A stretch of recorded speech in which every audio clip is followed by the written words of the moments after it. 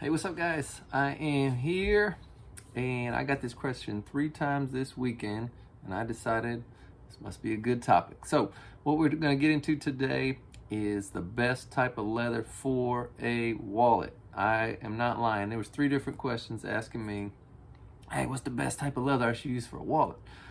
And I always step back and say, well, it's going to be different for everybody I talk to. So we're going to get into today just how to decipher which you need to use, the thickness you may want to use, the type of leather you may want to use. And so there are a couple things you need to first ask yourself before deciding. One of those being, what type of wallet do I want? When you just say wallet, doesn't necessarily mean anything. That could mean 100 things. In my shop, in my Reedy River Goods shop, I have a couple different styles. I use different sizes of leather. I have a couple different different types of leather, different styles of wallets. And so that's really what you want to come to first. What type of wallet are you building? If you're building it for yourself, that's all going to be your personal preference. If you're building wallets to sell them, then you're probably going to want to have a little bit of variety in there because everyone likes a little bit of things different. Personally, I call them a cowboy wallet. Chunky, it looks like a Big Mac, right? This is one of my favorite wallets I have, and you can see that thing is a beast, right? And so this is a vegetable tan wallet, and it is thick as the day is long right there. And so the first thing that I also want to discuss, and I need to put together a video for this just to kind of explain it, but just real quick, is thicknesses of leather. You see it in ounces. You're probably saying liquid and illegal drugs, the only thing I know of in ounces, but in this case, leather is in ounces, and so you'll see it listed whenever you're looking to buy leather, and it'll tell you, it's 3.5 to 4.5 ounce leather, whatever it is, chrome tan, veg tan, whatever it's going to be.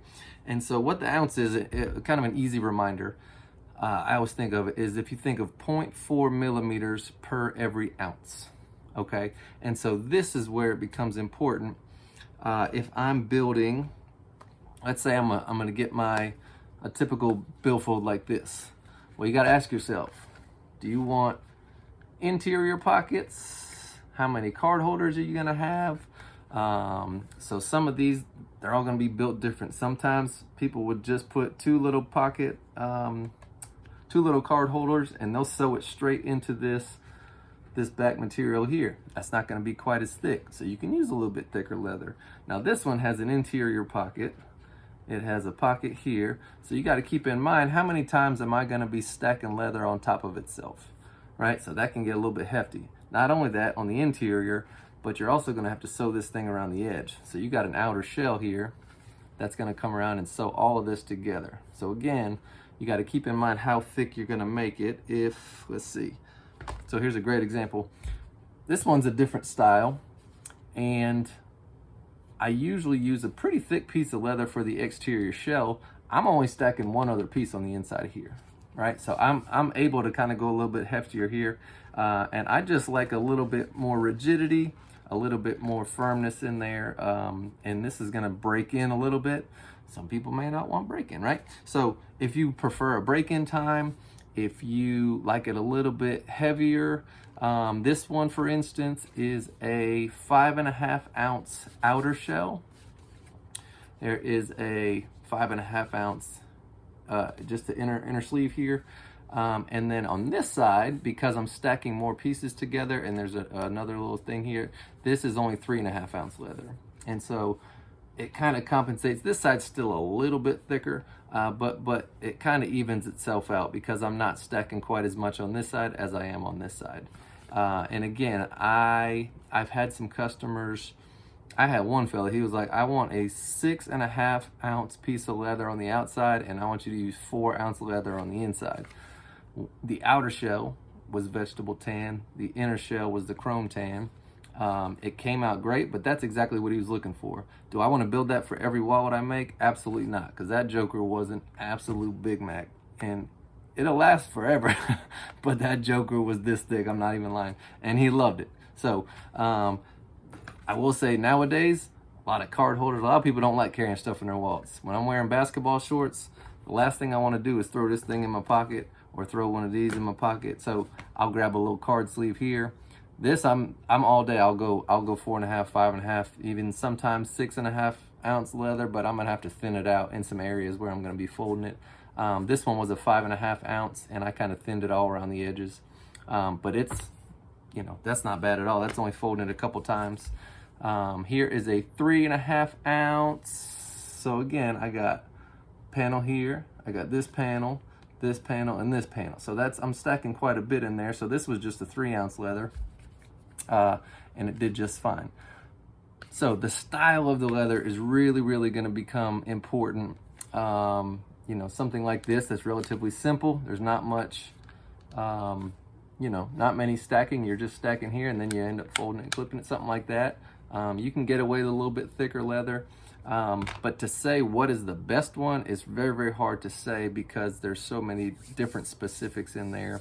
I will say, just kind of as a general rule of thumb, if you're just gonna say your typical billfold like this, when you buy them in the stores generally, and it'll say genuine leather and all this nonsense, you take that thing apart, it's gonna be the thinnest piece of leather. It's gonna have some kind of filler in there, and it's absolute trash. So I do like them a little bit thicker. So for me, at least on the outside, I want about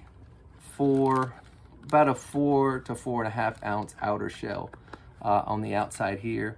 And then I haven't done one where I went less than 2.5. I know I haven't gone less than 2.5. Generally though, I'm 3 to 3.5 is kind of my sweet spot for my card holders in here. When you start getting into the 2s and the 1s, it becomes a little bit too thick, and I just don't trust it to hold up, especially on these stitches on the ends when you're going to be pulling on it and taking cards in and out.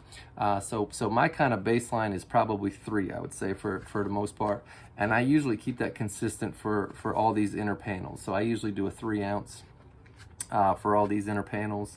And then, like I said, on the exterior, sometimes I'll do a little bit heftier shell. Again, I'm making them for lots of different people. So I end up asking them too, you know, do you prefer something on the slim side? Do you prefer something on the heftier side? And then that way I'm able to determine, you know, kind of where to go from there. The heaviest I'd probably want to go, that one I made at that 6.5 ounce, I can't imagine going any thicker than that. I mean, you get a little bit more than that and you're at belt thickness. You imagine a belt wrapped around some card holders, and that thing would be an absolute monster. So I would say for the top end, 5.5 is kind of that. You're kind of pushing where it's going to be thick. But again, if you like it that way, then go for it. And then on the low end, probably in that 2.5 to 3.5 range is kind of that sweet spot, to where it'll give you a real nice project. And I think you'll be comfortable, again, where the stitches are going to be aligned and everything in there. But it really depends on what you're making. The difference between the veg tan and a chrome tan, this was the first wallet I ever made, and I did there was 3.5 ounces. I was very new to leather, and you can see the stitch line here. Because chrome tan leather is a little bit squishy, when you stack 3 or 4 pieces on there and you're banging your chisel, sometimes what it likes to do is it starts to slide this way, and that's exactly what happened.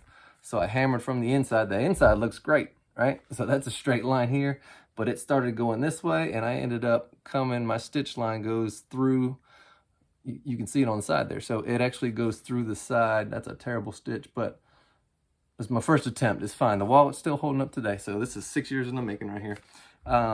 But just to keep in mind, when you use veg tan, usually once you have it contact cemented and you stack all those pieces and those edges are straight, a lot of times it's a little bit easier to get those diamond chisels in there. So keep in mind, again, when you're stacking, you may not want it quite as heavy with the chrome tan, because that thing can start to take a little bit of action just because it's generally a bit softer.